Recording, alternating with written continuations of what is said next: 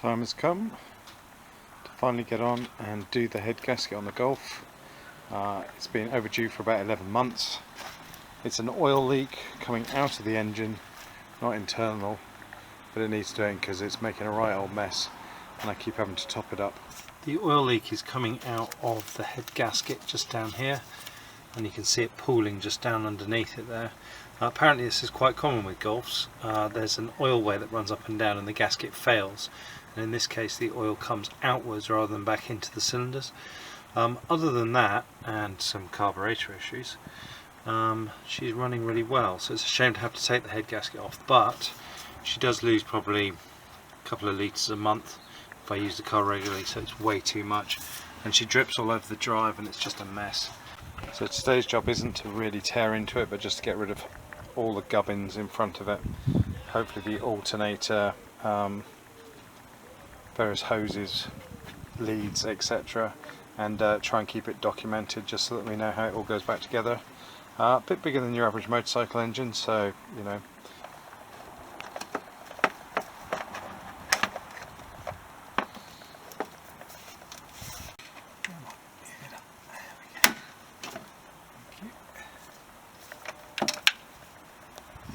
Right, there's a Y piece attached to the end of this vacuum bottle. Well, this is the problem with the UK. If you haven't got a garage, you have to work outside. It just pisses with rain all the time. Well, I've been on it for now 10 minutes and it's raining. I can guarantee I'll pack up, go indoors, it'll stop raining. I'll come out, it'll start raining. It's August, it hasn't stopped raining for 2 months. Right, as it's peeing with rain, I don't really fancy taking the carburetor off at the moment. I'm going to take the opportunity to drain the coolant out, and I'm going to attempt to take this bottom hose off the water pump and drain it into the paint tray underneath it. I'm going to try and do it bit by bit because I think there's more than the paint tray can hold. And also I don't want to spill the coolant because it contains glycol, which is poisonous to animals. So I want to just make sure that we get rid of that in the best way possible. Now that the majority of the coolant is drained and it's actually stopped raining for a while, I'm going to start disconnecting the carburetor. So I'm just going to quickly go through and take some footage of what we've got here, like this earth lead that attaches to the rocker cover. We've got this, which I have no idea what's for, but it's there. We've got what looks like a fuel cut-off solenoid supply. We've got 2 air hoses. This Y lead that connected to the vacuum bottle. This hose is perished, it's really bad, so I'm going to change all these hoses. And as it turns out, this hasn't been connected to anything, so that needs rectifying. There's a missing stub on here which again needs rectifying. I might be able to put a Y connector here. Yeah, I'm going to leave as much as I can on here. We've got some vacuum hoses, one with a white blob that goes to the top of this solenoid and one that isn't. We have a connector here, and we have a couple of connectors back here which I might actually mark with a pen, 1 and 2, so at least we know where they go to, and assume that the previous owner has put them back in the right place. Yeah, anything else? Oh yeah, you've got some water hoses. I think we've got one that is disconnected down there on the inlet manifold, and we've got one here which is on the heater matrix. Fuel line.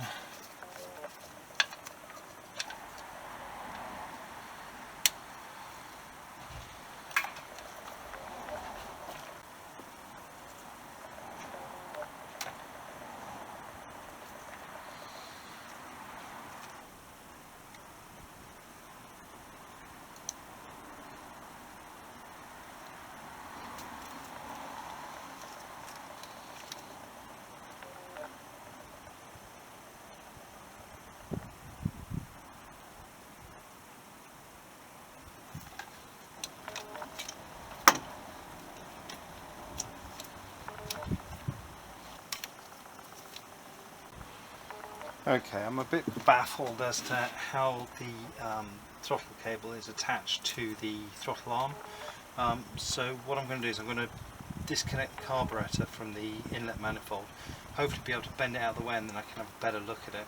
I think there's a clip on the end of it, but if I just pull it out in that situation, there's a chance I'm going to lose it. So I think it'd be easier if I can bring the whole thing out of the way.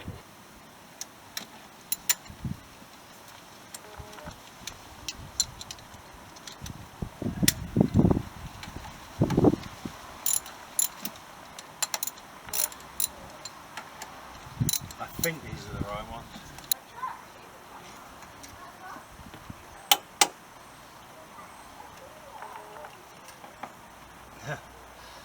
That's not great, is it? Must remember to put the bolts in before fitting the carburetor back together again, because it just doesn't quite make it out. Time to find out what's still attached to the carburetor. Oh, that's okay. That seems to come off way easier than expected.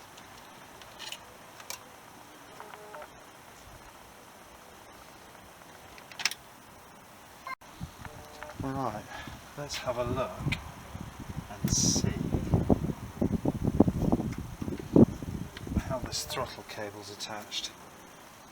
Yeah, as suspected, there's a little clip here that comes off, then the spring comes out and the whole thing should be withdrawable. So I'm glad I took this off before doing that, because that has got disaster written all over it.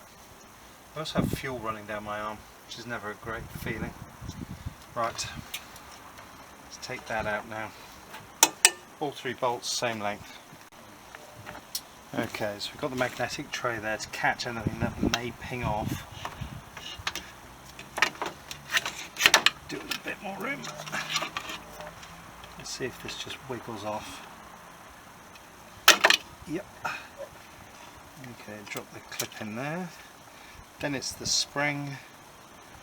Excellent, and this should be withdrawable once I loosen the throttle cable. Just found this hose lying about.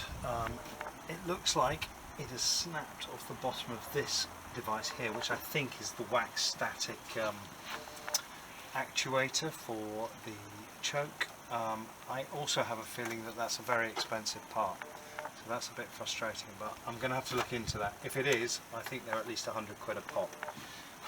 So I mean, it was going to break anyway, but there we go. It's just the nature of the beast, unfortunately. One carburetor, one Peerberg, one very complicated piece of kit, full of fuel. Was full of fuel. So I'm not going to do anything to this. We've got the stub of the broken wax static, which we may still be able to work with that, so we'll see. We'll see. Depends on how much pressure this is under. But I have a feeling, actually, looking at the brake, that it's actually quite an old brake. So whether it's broken in practice or whether the previous owner broke it and just stuck it back together, I don't know, but we'll see. The next job, I think, is, before I forget, number the spark plug leads. Right, that's the cap marked and the leads marked, and it's about to start raining again. Disconnecting the vacuum off the manifold. This looks like it's been here a long time. There we go. Yeah, that's quite rusty. Here we go again. Another downpour. Joy, joy, happy joy. Okay, now this is the bit I have been dreading for months. The exhaust manifold is held together to the downpipe with C-clips, and it's very difficult to see on this, but they're C-shaped clips. There's one this side which is accessible, and there's one on the other side which is invisible because it is behind all this tin work, and this tin work is bolted in about six different places, some accessible, some virtually inaccessible. But the problem is, I'll lay you down and see. The problem is, the C-clip, I don't know if you can see, I don't know what you can see, but the C-clip is under there and I can't get the removal tool on it whilst the tins are still there. So the idea is to remove the tin, then I can get to the clip. Otherwise, somehow I'm going to have to saw it off. But yeah, I'm going to try. Hopefully we won't strip anything to pieces, and yeah, if they don't come off it just makes our life a lot more difficult. So I'm going to give it a go, see what happens. Unbelievably, I managed to get all the nuts off. Yes, that is a real success. Really pleased with that. This now means that we should have a much better access to get to that C-clip. I'm not saying we can guarantee to get it off using the tool, but there's a good chance we can. This is the Volkswagen tool for removing those C-clamps.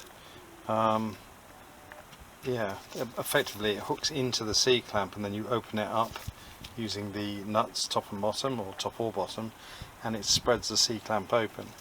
I bought this tool some time ago knowing this was coming up, so let's find out if it works. I think we're almost there.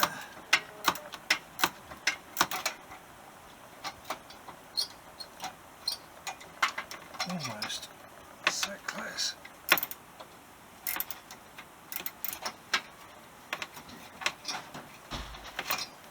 So close. There we go. Wow.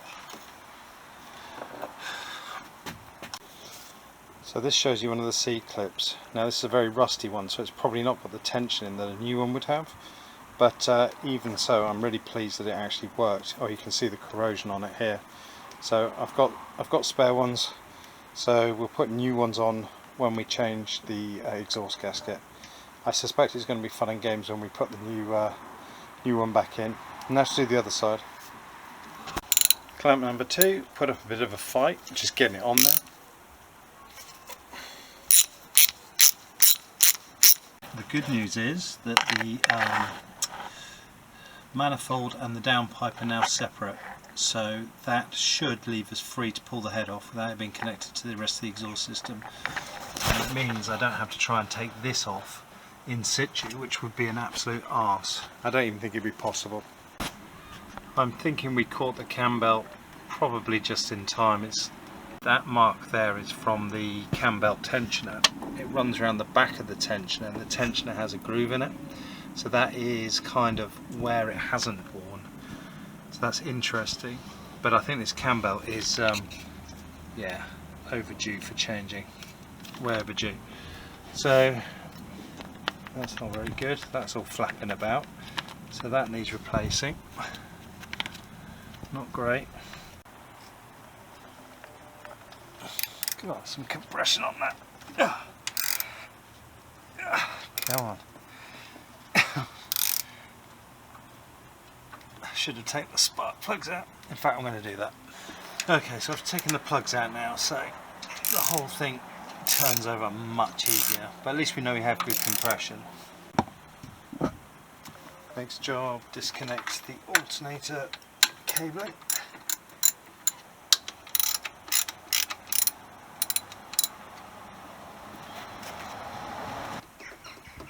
There we go, thank God for that.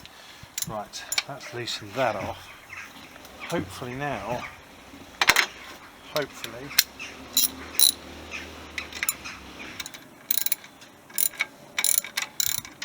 it is the other way around.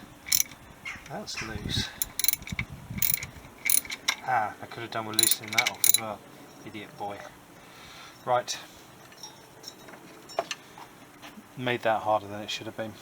Alternator was a lot harder than I expected. I ended up having to undo this bracket down here to get it to wiggle free. Don't ask me why. Right down in the bowels is the adjuster for the power steering pump. So I think I have to break off that nut to loosen it and then do the adjustment on there.